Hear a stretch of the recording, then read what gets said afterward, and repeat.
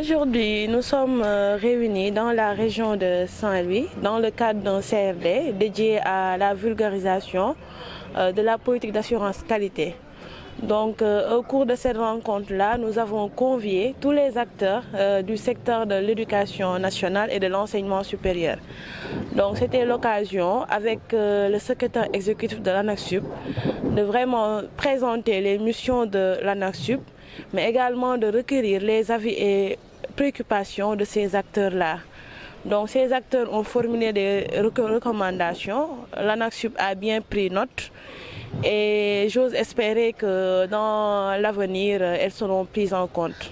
Bon, on a débattu des problèmes identifiés dans le cadre de l'enseignement supérieur.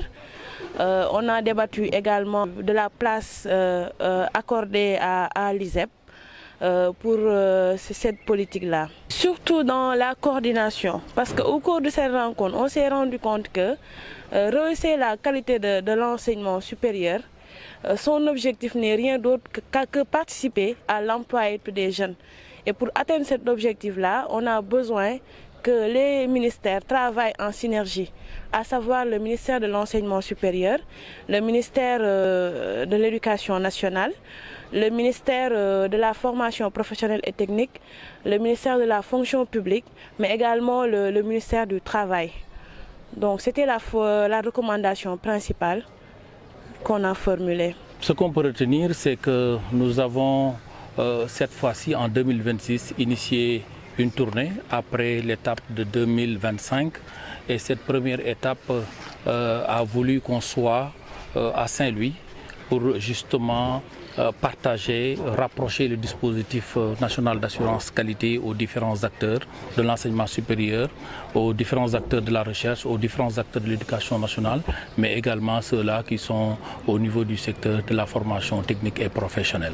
Je dois dire que ça entre en droite ligne dans le cadre de la volonté de l'ANAQ-Sup à décloisonner un peu ces procédures, mais aussi à ce qu'on appelle l'assurance qualité hors les murs. C'est la raison pour laquelle nous nous sommes dit qu'il faut sillonner le pays dans le cadre des pôles territoires et partager le dispositif national d'assurance qualité avec les différents acteurs, les différentes parties prenantes qui s'agitent au niveau du sous-secteur de l'enseignement supérieur, mais également au niveau des autres secteurs. Nous avons échangé sur beaucoup de questions, dont celle-là que vous venez d'évoquer, mais principalement la meilleure approche pour nous à ANAQ-Sup, autorité en charge, je le rappelle, de l'évaluation, de la régulation, mais aussi de l'accréditation des programmes d'enseignement supérieur, c'est de travailler à faire reconnaître les diplômes qui sont délivrés dans nos établissements. C'est le premier critère qui nous semble fondamental et qui va devoir permettre aux étudiants de pouvoir trouver facilement un emploi.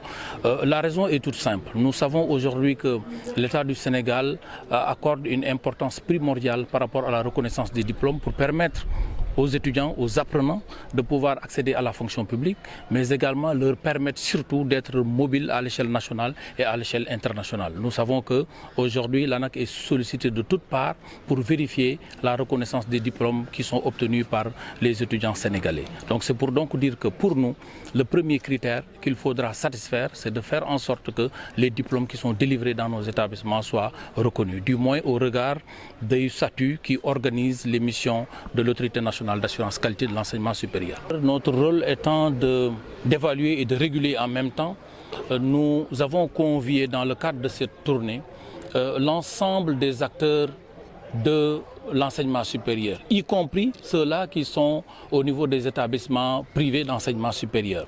Nous comptons leur réserver, disons, un atelier particulier demain où il sera question de leur expliquer quelles sont les dispositions à prendre pour relever le niveau de la qualité au sein de leur établissement respectif. Si on s'en réfère aux statistiques qui sont partagées aujourd'hui et hier, l'université Gaston Berger déjà est un bon élève, on va dire, puisque le taux d'accréditation tourne autour de 35 à 40%. Et l'université a quasiment tous ces programmes qui sont aujourd'hui, tous ces programmes, l'essentiel de ces diplômes qui entrent dans le cadre de l'habilitation institutionnelle. Il va falloir travailler dorénavant à faire accréditer le reste des programmes qui ne l'est pas encore. Pour ce qui est des établissements privés, le constat est que sur les 16, on n'a que 3 qui ont bénéficié de l'habilitation institutionnelle délivrée par le ministère de l'Enseignement supérieur, bien sûr après évaluation de l'ANAQ-Sup. Il va sans dire que d'ici à demain, nous allons travailler avec eux pour voir comment les accompagner pour que ce niveau d'accréditation soit davantage satisfaisant et que leur établissement également soit habilité pour délivrer des diplômes de l'enseignement supérieur. C'est une appréciation globalement positive, en atteste le CRD qui vient d'être clôturé. Vous avez vu, tous les acteurs étaient présents, tous les acteurs ont répondu présents. Nous avons discuté justement de l'ensemble des outils avec lesquels nous travaillons. Nous avons discuté des procédures que nous mettons en œuvre pour évaluer et nous sommes globalement satisfaits à mi-parcours en attendant de rencontrer les autres acteurs qui restent, notamment ceux-là qui sont au niveau des établissements d'enseignement supérieur privé.